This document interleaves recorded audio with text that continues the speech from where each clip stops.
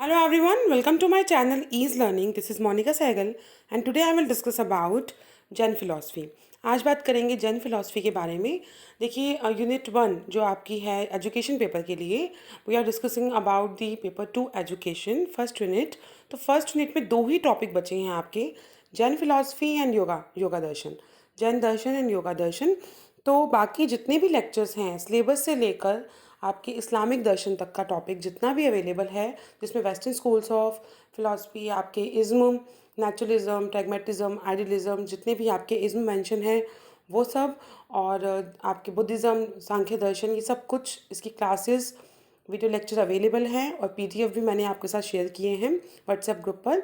तो आज जो बचे हुए दो टॉपिक हैं जिसके बाद हमारी फर्स्ट यूनिट कंप्लीट हो जाएगी और मैं एमसीक्यूज़ लेकर आऊँगी अब नेक्स्ट क्लास में इस यूनिट के बाद, जिसमें हम एमसीक्यू डिस्कस करेंगे क्योंकि आपका एजुकेशन का पेपर नज़दीक है। अब हमें प्रैक्टिस करने की रिक्वायरमेंट है कि हम जितना भी हमने स्टडी किया है अब उसकी प्रैक्टिस करें, देखिए क्वेश्चन किस टाइप के आते हैं। तो एमसीक्यूज़ की सीरीज़ आएगी अब आपकी। तो जितने भी सिलेबस है वो कंप्लीट हो चुका है, अब दो ही दर्शन बचे हैं, जैन दर्शन और योगा दर्शन। तो आज डिस्कस कर रही हूँ मैं जैन दर्शन के बारे में, जैनिज़्म के बारे में। देखिए जैनिज़्म अपने आप में काफ़ी वाइड कंसेप्ट है और यूपीएससी एग्ज़ाम्स के लिए तो बहुत मैटर आपको स्टडी करना होगा, लेकिन हम डिस्कस करेंगे एजुकेशन पर्पस के लिए कि हमारे एजुकेशन एग्ज़ाम में जो सिलेबस आता है वो क्या सिलेबस है और किस तरीके से डिस्कस करना है, इसे किस टाइप के क्वेश्चंस आते हैं। ठीक है, तो डिस्कस करते हैं हम जैनिज़्म के बारे में। देखिए जैनिज़्म और बुद्धिज़्म, ये दो आपके जो दर्शन हैं, बुद्धिज़्म और जैनिज़्म, ये हेटेरोडॉक्स स्कूल से बिलोंग करते हैं। हेटेरोडॉक्स स्कूल मैंने आपको बताया था, दो टाइप के स्कूल थे, ऑर्थोडॉक्स और हेटेरोडॉक्स। तो ऑर्थोडॉक्स जो वेदों को मानते थे, हेटेरोडॉक्स जो वेदों को नहीं मानते थे। तो ये जो आपके दो इसमें हैं, जैनिज़्म एंड बुद्धिज़्म, चवाकिज़्म भी आता है लेकिन वो आपका सिलेबस का पार्ट नहीं है। तो ये जो हैं ये वेदों को नहीं मानते थे, और जब वैदिक कल्चर, जब वेदों का अंत हो रहा था, तभी बुद्धिज़्म और जैनिज़्म का एक तरीके से उसे कहेंगे कि पॉपुलैरिटी मिली। ठीक है, the word Jainism is derive from the word Jina which means conquer, one who has conquered his passion and desire. ये जो वर्ड है जैनिज़्म, ये वर्ड निकला है जिन वर्ड से। ठीक है, GINA, इसका PDF आपको व्हाट्सएप ग्रुप पे मिल जाएगा। दैट मीन्स वो जो अपने डिज़ायर्स और अपने पैशंस पे कंट्रोल हो, उसका फुल कंट्रोल हो अपनी इच्छाओं के ऊपर। The Jainism believe in 24 tirthankaras और founders of the faith through whom their faith has come down from famous antiquity। That means कि जो आपके जैनिज़्म है उसमें 24 तीर्थंकर उन पे बिलीव करते हैं, और जो फर्स्ट हमारे तीर्थंकर थे वो थे ऋषभदेव और लास्ट थे महावीरा।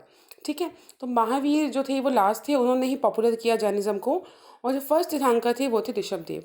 जो बीच में आपके 23 तीर्थंकर्स हैं उनके बारे में ज़्यादा हिस्ट्री में और कहीं मेंशन नहीं किया गया है।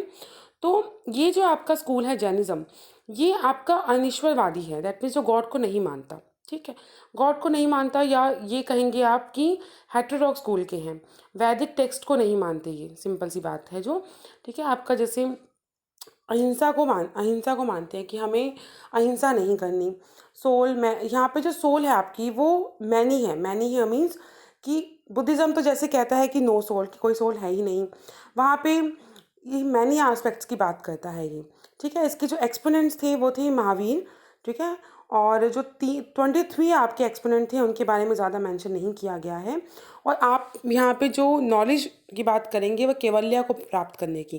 देखिए सब में बातें सेम ही की गई हैं, जैसे कि आपका मोक्ष की प्राप्ति कहेंगे, कहीं निर्वाण कहा गया है, तो यहाँ पे जो वर्ड यूज़ किया गया दैट इज़ केवल्या। क्लियर। अब देखिए द फर्स्ट तीर्थंकर was Rishabhdev and the last was Mahavira. Modern Jainism is regarded as teaching of Mahavir, for he gave new orientation to the Jain philosophy। क्योंकि महावीरा ने ही जैन फिलॉसफी को डेवलप किया था, तो उन्हीं के बाद ये डेवलपमेंट हुई जैन फिलॉसफी की, जब वैदिक कल्चर का ख़त्म हो रहा था वैदिक कल्चर। तो अब जैन फिलॉसफी में नॉलेज को हम बांटें तो दो पार्ट्स में हम डिवाइड कर सकते हैं, immediate knowledge and mediate knowledge. Immediate knowledge में आपकी 3 पार्ट्स आएंगे, अवधि, मनप्राया एंड केवल्य, जिसे आप इंटरनल नॉलेज कहेंगे। और मीडिएट नॉलेज में आपके 2 पार्ट आएंगे, मति एंड श्रुति, जिसे आप एक्सटर्नल नॉलेज कहेंगे। ठीक है, तो अवधि, मनप्राया और केवल्य, मति और श्रुति। देखिए अवधि, मन प्राया एंड केवल्य। केवल्य आपको पता है सुप्रीम नॉलेज, मोक्ष की प्राप्ति। मति और श्रुति, जिसमें हम मति और श्रुति जो एक्सटर्नल नॉलेज का पार्ट है, अवधि मन प्राय और केवल्य इंटरनल नॉलेज का पार्ट है। ठीक है, मति में आता है नॉलेज फ्रॉम योर सेंसेस, मति में आएगा फ्रॉम योर सेंसेस। उसके बाद श्रुति, जब आप सुनते हैं कुछ, लिसनिंग से आएगी आपकी श्रुति।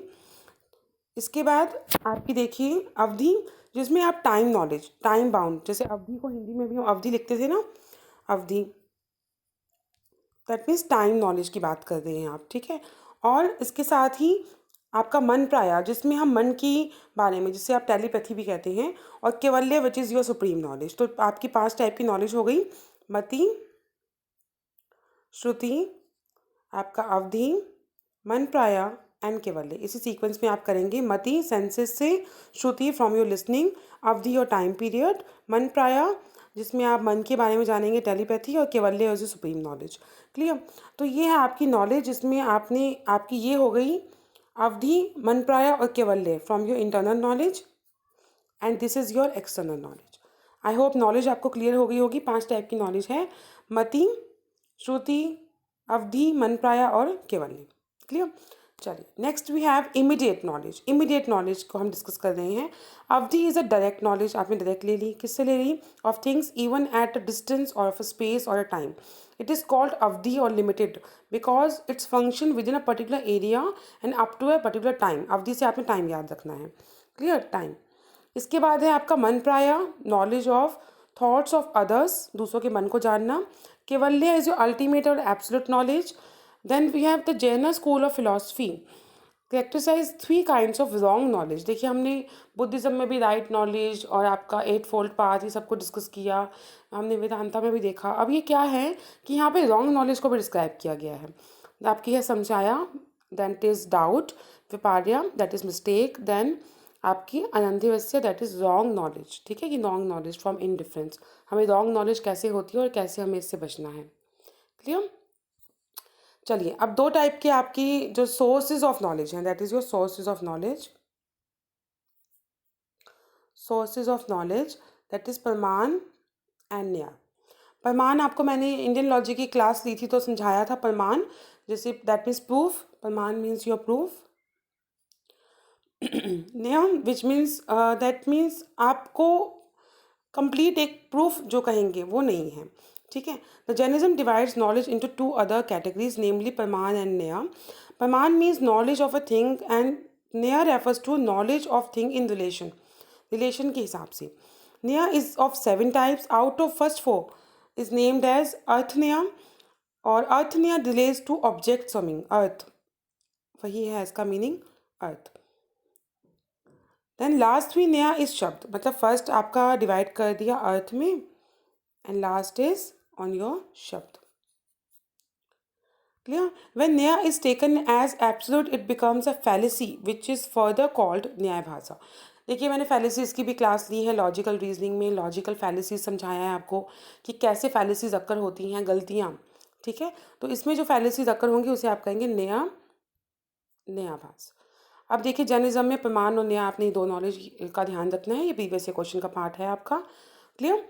अब हम डिस्कस करेंगे नेक्स्ट पार्ट, लिस्ट ऑफ न्याय। फर्स्ट 4 आपके हैं, फर्स्ट 4 इज अर्थ न्याय एंड द लास्ट आपके जो होंगे 3, 7 है total. First 4 is earth from your object and last 3 is from शब्द, फ्रॉम वर्ड्स। ठीक है, देखिए जो आपकी जैनी फिलॉसफी है, अभी देखिए हम कोरोना टाइम में मास्क वेयर कर रहे हैं, और जो जैनिज्म में जो थे तीर्थंकर, श्वेतांबर, ये सब चीज़ें आप डिस्कस करेंगे हम। ठीक है, ये क्या थे कि स्टार्टिंग से ही मास्क, या जिसे कहेंगे आप कि अहिंसा को फॉलो करने वाले, या हमेशा अपने फेस पे एक मास्क रखने वाले, तो इनकी जो फिलॉसफी है वो बिल्कुल डिफरेंट एस्पेक्ट्स है। लेकिन हमें यूपीएससी के एग्ज़ाम से नहीं स्टडी करना, हमें एजुकेशन पेपर के लिए जो टर्म्स आती हैं एग्ज़ाम में उस हिसाब से स्टडी करना है। अदरवाइज़ बहुत ही डीप कंसेप्ट है, काफ़ी कुछ बताया गया है जैन फिलॉसफी में। क्लियर? तो जैन फिलॉसफी में जो आपकी सोल है, मैं आपको एक चीज़ और क्लियर करूँ, जो आपकी सोल है that is your soul is covered with पुद्गल। ये पुद्गल वर्ड जो है आपको सिर्फ जैन में दिखेगा। पुद्गल हियर मीन्स मैटर, मैटर। पुद्गल हियर मीन्स मैटर, ठीक है, कि सोल के आसपास पुद्गल है, मैटर है, उसकी बात की गई है। क्लियर? तो अब हम न्याय को भी देखो, आपने अर्थ न्याय और शब्द न्याय 7 है, 7 में डिवाइड कर दिया।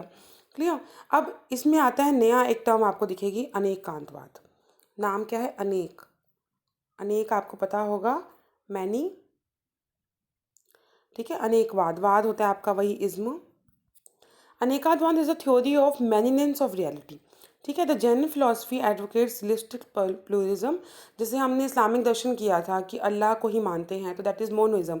जो एक चीज़ पे बिलीव करते हैं दैट इज़ मोनोइज्म।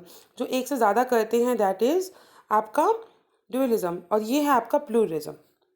क्लियर?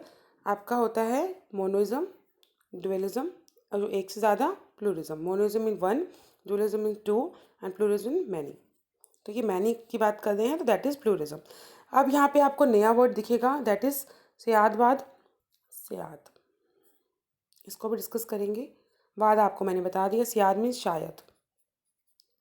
ठीक है, तो शायद की बात कर रहे हैं यहाँ पर कि मे बी के हिसाब से आप देखेंगे। अनेकांतवाद is the metaphysical idea of Jain philosophy, with सियादवाद is the logical and epistemology site of the same. Clear? अब देखिए, Jainism contents that there are substances as independent characters, अपने आप ही हैं, इंडिपेंडेंट हैं। They are inevitable qualities in a substance, बहुत सारी क्वालिटीज़ होती हैं सब्सटेंस की। तो उन्हीं चीज़ों को हिसाब से सब्सटेंस को डिवाइड किया गया, एटम्स की बात की गई। ठीक है, सब्सटेंस की बात की गई। ठीक है, और इसको गुण कहा गया, इज कॉल्ड गुण। Jainism points out that looking at partial view as a whole truth is to commit the fallacy of एकांतवाद। देखिए, एकांतवाद मतलब जब हम फैलेसी अगर करेंगे दैट इज़ एकांतवाद, और जब हमारे पास बहुत सारे रियलिटीज़ की बात करेंगे, केवल्य को प्राप्त करना है, दैट इज़ एकांतवाद। क्लियर? और सियादवाद क्या है आपका?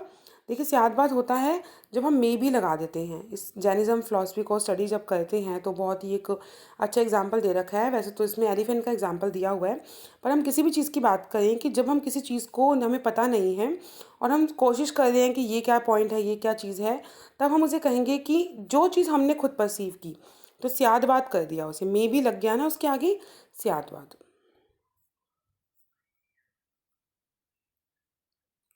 मे बी की बात कर रहे हैं। ठीक है, तो Jainism contents there are substance as independent character. जो सब्सटेंस हैं these are independent in characters and essential while some changing are accidental, change होते रहते हैं, जिसे आप गुण भी कहेंगे। Reality is a unity and difference of difference and unity. Clear? तो आई होप आपको ये वीडियो लेक्चर हेल्पफुल लगा होगा। इसका पीडीएफ मैं आपसे ज़रूर शेयर करूँगी व्हाट्सएप पे। और जो स्टूडेंट्स हैं व्हाट्सएप ग्रुप पे न्यू ज्वाइन हो रहे हैं, तो देखिए मैं ऑलरेडी बहुत सारा सिलेबस शेयर कर चुकी हूँ पीडीएफ्स। तो अब जो न्यू ऐड हो रहे हैं उन्हें लग रहा है कि हमारे पास नहीं है। एग्ज़ाम से पहले और रेगुलर बेसिस पे मैं बार बार शेयर कर रही हूँ। तो आप वीडियो लेक्चर ज़रूर देखिए, वीडियो लेक्चर से आप टॉपिक को समझिए, अपने कंसेप्ट क्लियर कीजिए, और कंटेंट नॉलेज के लिए आपके लिए पीडीएफ प्रोवाइड कर रही हूँ मैं। तो सब कुछ मुझे खुद अकेले करना है, तो बहुत टाइम कंज्यूमिंग प्रोसेस है।